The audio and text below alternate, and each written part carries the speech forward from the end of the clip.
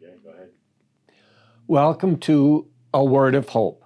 I'm Father Don Gergen, and this is for Saturday after Ash Wednesday.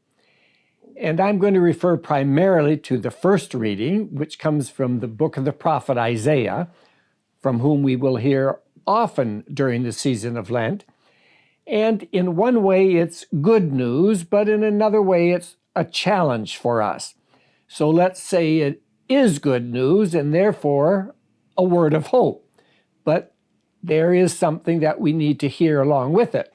The prophet Isaiah says wonderful things like, "Light shall rise for you in the darkness. The Lord will guide you always. He will renew your strength. You'll be like a watered garden." Wonderful. Praise God. Thank the Lord. But before all of those things, the word is, if you remove from your midst oppression, false accusation, malicious speech. In other words, all of these wonderful things that God has in store for us, how He will nourish us, depends upon if we bestow bread on the hungry, satisfy the afflicted.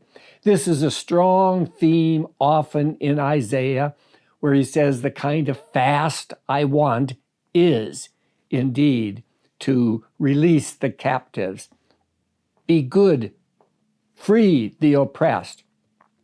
So a challenge for us during this time of Lent is to look forward to what God has in store for us, how God desires to nourish us, the gifts that God will give us.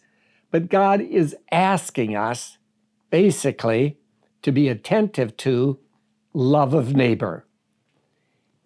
The three things that are often mentioned in conjunction with Lent have to do with prayer, fasting, and almsgiving, or giving to the poor, deeds of loving kindness. So let us first stop and examine ourselves and say, to what degree am I giving myself to these things? To prayer, to fasting, but especially to works of loving kindness, because that's what comes through in the reading from Isaiah today.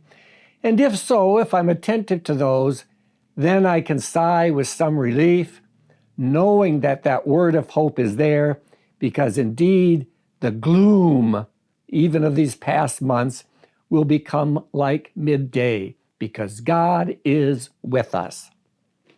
Thank you and have a blessed day.